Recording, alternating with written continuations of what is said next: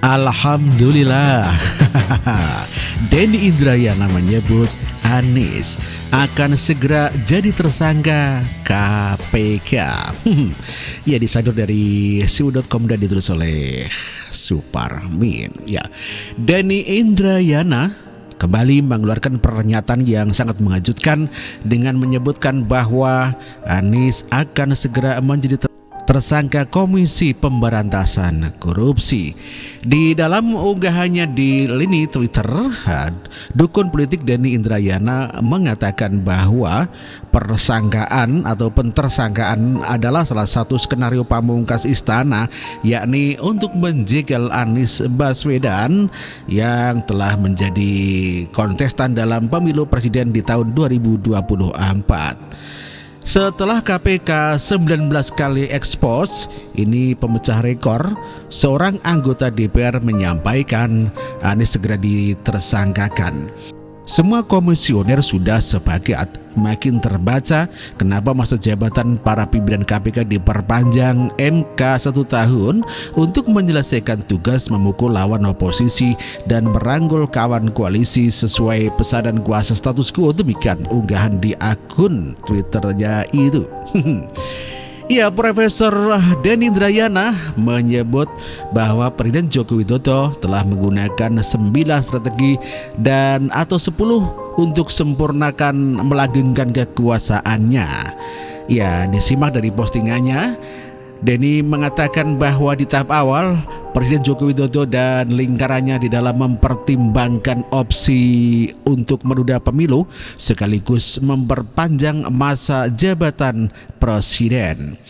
Ya, masih di dalam awal segaris dengan strategi untuk menunda pemilu, sempat muncul suatu ide untuk mengubah konstitusi guna memungkinkan Jokowi menjabat kembali dalam 2 periode, ya, menggunakan dan menguasai Komisi Pemberantasan Korupsi dan untuk merangkul kawan dan memukul lawan politiknya, menggunakan untuk memanfaatkan kasus hukum sebagai political bargaining yang memaksa arah partai politik untuk membentuk koalisi pilpres. Lalu kalau seandainya ada petinggi parpol yang keluar dari strategi pemenangan, maka akan sangat berisiko dicopot dari posisinya. Menyiapkan komposisi hakim MK agar antisipasi dan memenangkan sengketa di dalam hasil pemilihan presiden di tahun 2024. Tak cukup hanya mendukung pencapresan Ganjar, Pak Jokowi juga memberikan dukungan kepada Prabowo. Presiden Joko Widodo adalah membuka opsi mentersangkakan Anies di KPK. Ini tentunya sudah menjadi rahasia umum terkait dengan dugaan korupsi Formula E. Tentu saja mengambil alih Partai Demokrat melalui langkah politik yang akan dilakukan oleh Kepala Staf Kepresidenan. Terakhir adalah dengan berbohong kepada publik bahwa Presiden Jokowi berulang kali mengatakan urusan calon presiden adalah kerja para ketua parpol, bukan urusan presiden. Belakangan baru kemudian beliau mengakui akan cawe-cawe dalam pemilihan presiden 2024. Dan Denny Indrayana lalu mengatakan di dalam tulisannya, pada 24 April 2023, satu persatu mulai terbukti dan ia berharap Jokowi menghentikan cawe-cawenya termasuk menjegal Anies. Dan sepertinya di sini tuduhan dukun politik ini semakin hari malah semakin ngawur saja, merasa besar kepala dan menjadi-jadi sebab tidak ada tuntutan hukum atas setiap penebaran berita hoaks yang telah ia lakukan. Belum kapok menebar berita bohong tentang MK yang menuduh MK akan memutuskan sistem proporsional tertutup. Ya, sekarang dirinya mulai menebar kembali fitnah tentang pemerintahan Presiden Joko Widodo. Dan di awal pernah dikatakan bahwa Denny Indrayana ini mungkin bisa menjadi adalah dajjal akhir zaman yang nyata karena punya sifat yang suka menebar fitnah terhadap Presiden Joko Widodo tanpa didasari bukti yang terpercaya. Ilmunya selalu hanya menurut teman saya, menurut si A, menurut si B, dan menurut si C, dan lain sebagainya. Namun demikian, orang-orang yang memberitahu kepada dirinya tidak pernah ia sampaikan ke khalayak ramai. Ya mungkin saja bisa jadi itu adalah jin, setan ataupun iblis. Ya, dalam 10 poin itu Denny mengatakan bahwa Jokowi dan lingkarannya di dalam istana mempertimbangkan opsi untuk menunda pemilihan umum.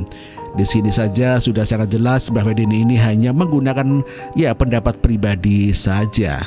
Padahal Presiden Joko Widodo sudah membahasnya beberapa kali bahwa tidak ada penundaan pemilu apalagi memperpanjang masa jabatan presiden.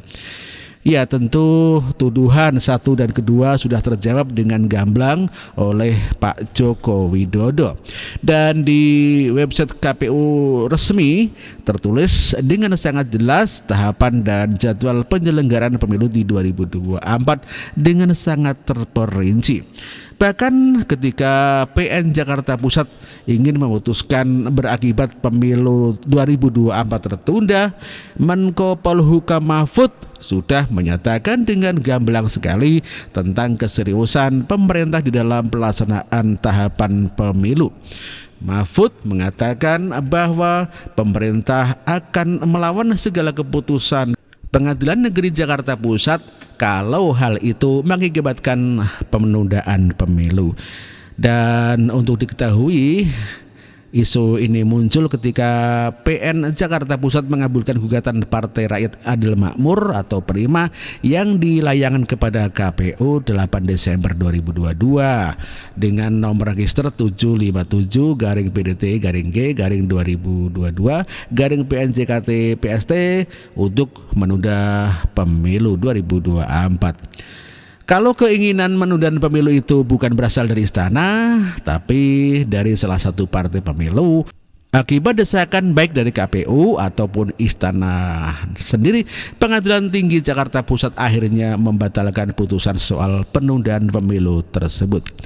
Ya, dukun politik ini juga menuduh bahwa pemerintah telah menyiapkan komposisi hakim MK untuk mengantisipasi dan memenangkan sengketa dalam hasil Pilpres 2024 mendatang.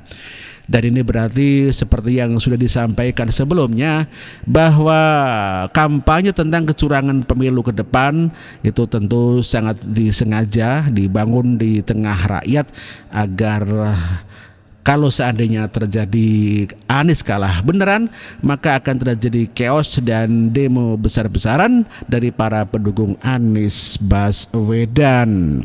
Dan tentang poin ini, Presiden Jokowi telah membuka opsi untuk mempertersangkakan Anies Baswedan di KPK. Ya, bila memang KPK punya bukti otentik untuk menjerat Anies Baswedan, ya kenapa tidak? Bahkan saya merasa sangat bersyukur dan sangat begitu mendukung KPK bila sampai KPK bisa menemukan bukti yang sangat kuat untuk tersangkakan Anies dan melemparnya ke dalam penjara.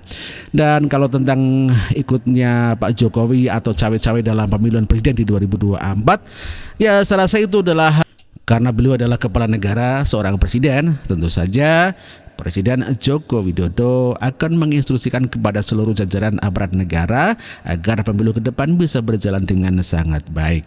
Ya, Pak Jokowi tentu akan cawe-cawe dalam pemilihan presiden adalah hal yang sangat wajar asal dalam ranah yang positif. Mungkin pemikiran dukun politik itu yang sangat negatif saja dengan menebar kebohongan, hoaks serta fitnah untuk menjelekkan Presiden Joko Widodo. Sepertinya seharusnya para penegak hukum segera mengkandangkan atau memenjarakan orang ini, karena kalau terus dibiarkan tentunya akan semakin jumawa bahkan semakin masif di dalam menebar kebohongan di tengah rakyat Indonesia. Kalau tak ditindaklanjuti hal itu, maka membuat semakin besar kepala dan merasa mendapatkan angin surga di dalam melakukan segala tindak tanduk kejahatannya. Bagaimana menurut Anda? Dan artikel ini ditulis oleh Suparmin. Terima kasih.